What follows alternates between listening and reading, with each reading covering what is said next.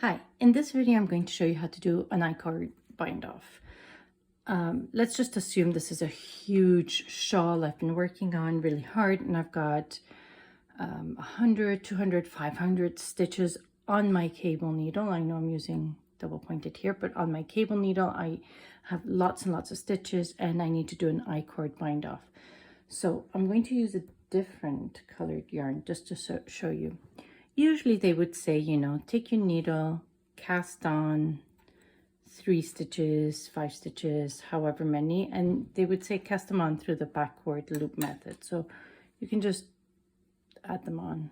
So we have 1, 2, 3. For the sake of the video, I'm just going to do 3. And then they'll say knit 2 and then SSK or knit 2 together. You know, it all depends. So I'm just going to go right ahead and knit 1, 2, and then I'm going to do an SSK, slip, slip, and knit those 2 together. Now, generally, this is going to be loose because I'm using a different yarn. Generally, they would say slip those 3 stitches back to your left needle. So I'm just going to slip them back, 1, 2, 3, and repeat. Knit 2 SSK. So knit 1, knit 2, and the way I do my SSK, I slip the first one knitwise and the second one would be purlwise. So to make it faster, I just bring it in and go into that second stitch and knit into the back loop. So I'm essentially just slipping 1 stitch, and there we go. And then I slip those 3 stitches back.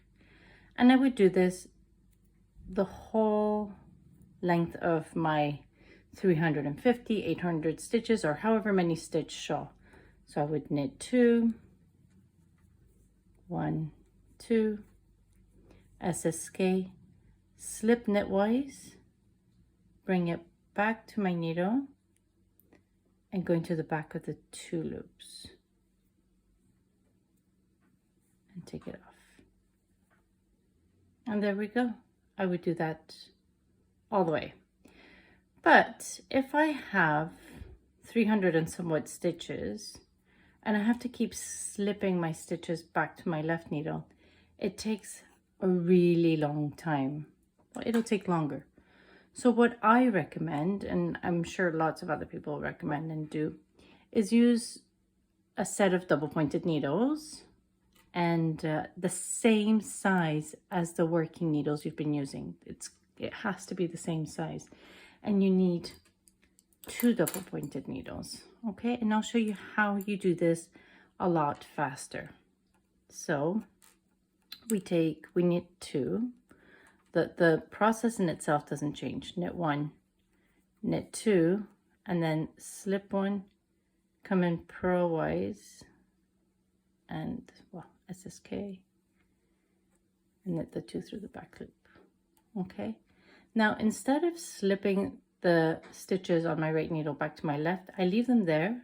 I can let go of my left needle. I take my other double pointed needles and I push it to the end and knit 2, 1, 2. I take it knitwise, I drop that double pointed needle, come in here and do my SSK. Again, I push these to the end of my needle, pick up my other double pointed and knit 2. I'm just knitting on my double pointed needle here. 1, 2, and SSK. Go in knitwise, drop that one, and then knit through the back loop of those 2 stitches. It's important not to forget to knit through the back loop of those 2 stitches because that's what's connecting this, giving us the I-cord. I'll do that one more time, and then I want to show you something nifty I just learned from Stephen West. who's brilliant in his videos. Knit 2 and then SSK.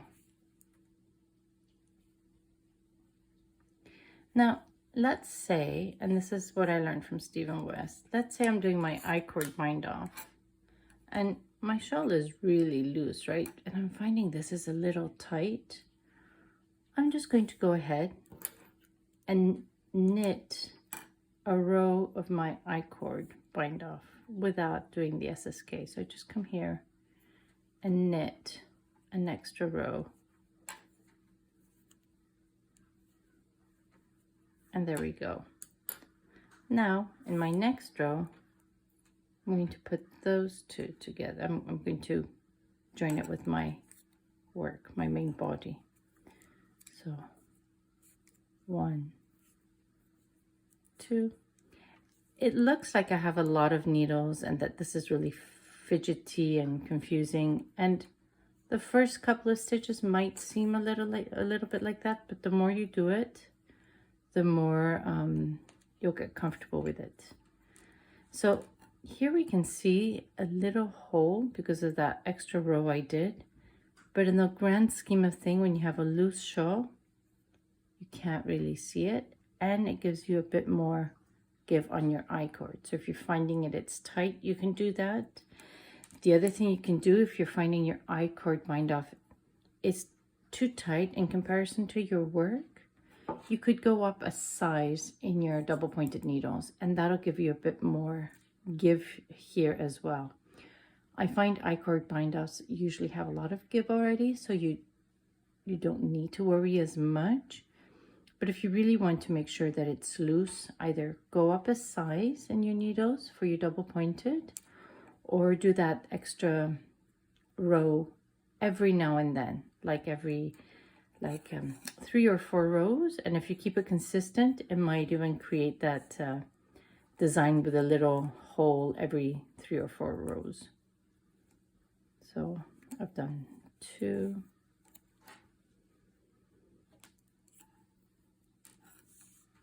And it just goes much faster with the double pointed needles. You're saving that step of slipping the stitches.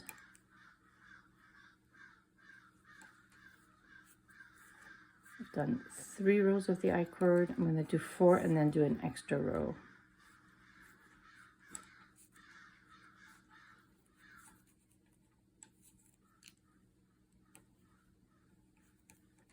And now I'm going to do that extra row.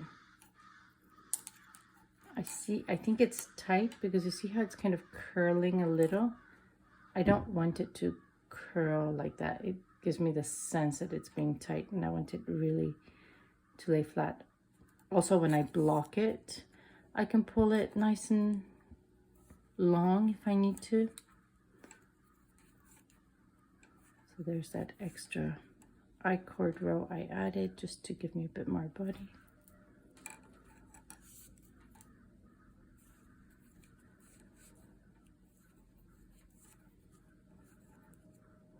You can do an I-cord bind off with adding 3 stitches. So this is a 3-stitch I-cord bind off.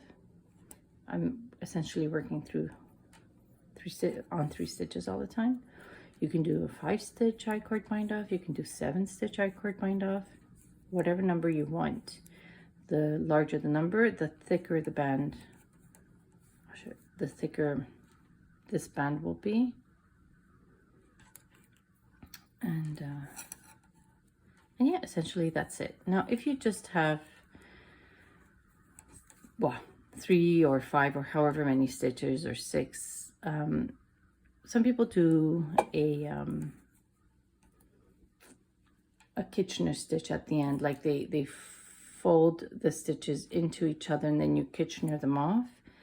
I tend to think it's just a little I-cord, no one's really going to see it, and I don't want to make a bigger fuss than necessary. So I just, I'll show you what I do. I just,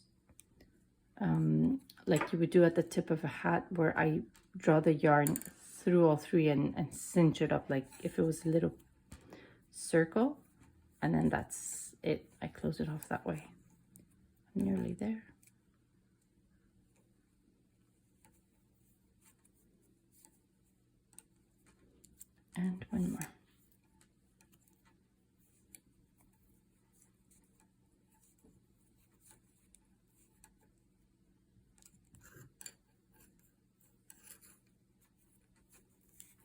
drop those two. And here's my I-card bind off. See, we can't really see where I did those extra rows. You really have to kind of look for them. I see one here and one here, but in the grand scheme of things, you can't really see it, and it gives us a little bit more. So I've now finished. The purpose of an I-cord is to do, I don't know, like a circle. I don't think we can see it in the video, but it creates a tube, so it's even all the way around. So if I want to close this tube up, I can't bring my yarn back through here. I have to bring it around and close it off. So let me just get some scissors and a needle and show you how I do that. You need to cut your yarn. I get a darning needle.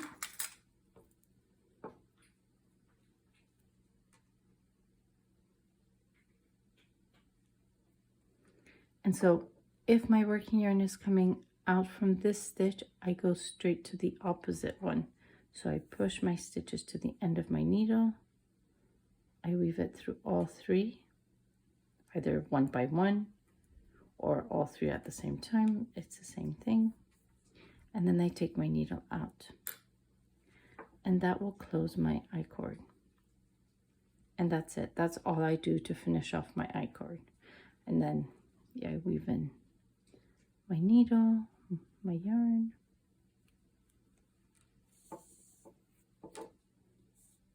Voila. I can just cut it off and we're all set. And there is my beautiful I-cord bind off using double pointed needles. I hope that was helpful.